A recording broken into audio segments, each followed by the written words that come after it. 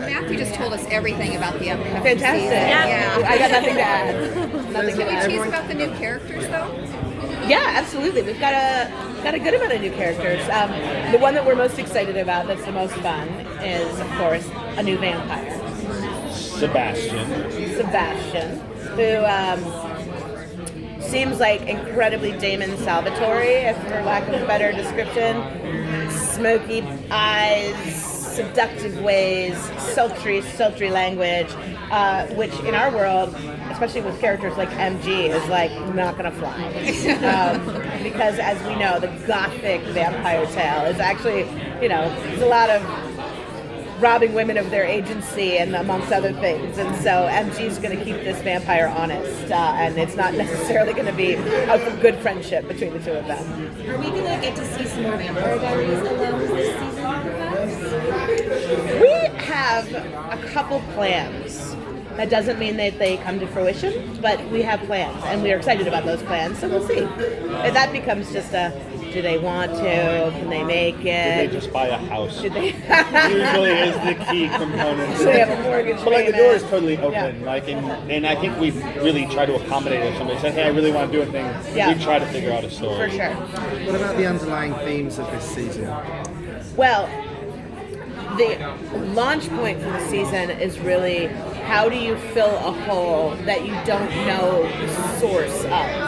When you feel lost, when you feel isolated, when you feel alone, but you can't put your finger on why. What is it that you do to find your own peace, to find your own happiness? Which I think is, a fairly universal thing that we all go through. It's just like when you feel like something's not right, and you take sort of small to extreme measures to fill that hole, whether it be in bad ways or in new ways. It's finding something to fill you up. Yeah, you're treating the symptoms rather than Yeah. finding the actual cause. Yeah. So how will Brandon Powers as Phoenix come into play this season? He's so good at dying. That's the best part. It's like, which I'm sure is a joke we make at some point. Right. It's like, as far as I know, all I can do is die really well. Yeah. But I'm very curious to find out myself. So I think like that's something that's on our minds. What does it mean? Whether it's nothing, I mean, phoenixes, when they rise from the ashes, spread their wings and fly. So who knows? That guy could be capable of anything when we're all done. What about the romance aspect of season 2? Will there be new love interests that you're eager to? Oh yeah, this season we're really doubling down on the romantic stuff. Not necessarily all happy either. There's going to be some unexpected breakups. There's going to be some unexpected new relationships, new crushes. There's going to be a lot of stuff that happens. Somebody trying to get a person that they love and realizing that person was not meant to be there. Somebody losing someone that they love and realizing that they have to let them go. We're having a lot of drama this season. Will we see characters like the necromancer, who was surprisingly Awesome. really fun? Awesome. Yeah. Will we see characters like that come back? We are planning a little bit of a greatest hits cameo over the course of the season. I feel like I'm not ruining anything when I say we might see our dragon again early on. There is definitely opportunity for these monsters in our story to occasionally be seen, but how, why, or when, we will never tell. What about the possible return of Penelope Park? Were you guys expecting her to be so popular? Well, we wrote her to be popular.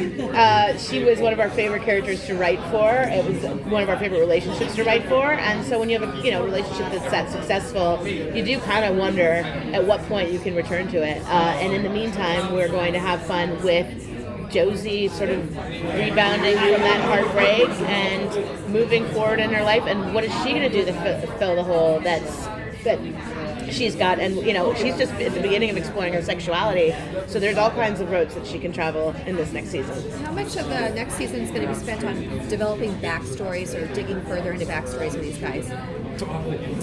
Maybe an episode or two. I mean, we have more MG story that we want to tell about his family.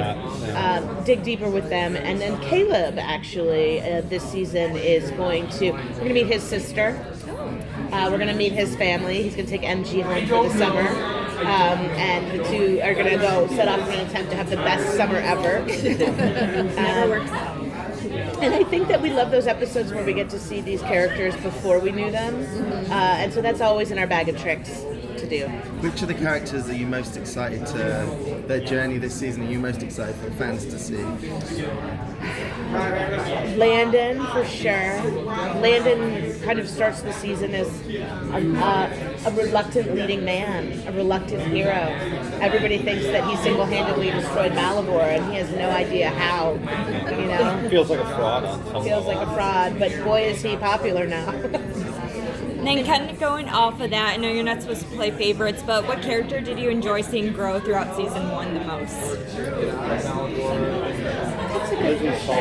Lizzie Sussman. I think she had a pretty profound journey from self-centered to actually being a pretty good friend, from making peace with her own, with herself, and accepting herself. Her journey was, I think, one of self-acceptance and accepting others at the same time, strangely. Yeah. And the cast is so talented outside of the series. Like Chris Lee was on Hamilton, and Yes. Haley's a singer. And you guys have teased on Twitter that you may tap into those talents a little more.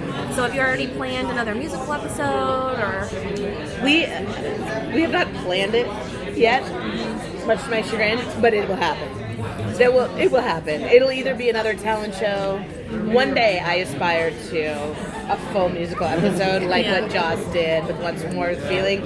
That being said, Joss wrote all of that, and I can't do that. But we have Thomas Brandon, who's on our writing staff, who wrote the original songs and music, lyrics and music for our talent show episode last year. So as long as we have him, then I'm going to keep pressing to... And a year's worth of time. A year's worth of time, exactly. Yeah. This season, it's like whenever we get bored and we don't have a scene, we just have Chris sing something. Yes. So it's very simple. It's like, why is Caleb singing? We got nothing to do with it. Yeah.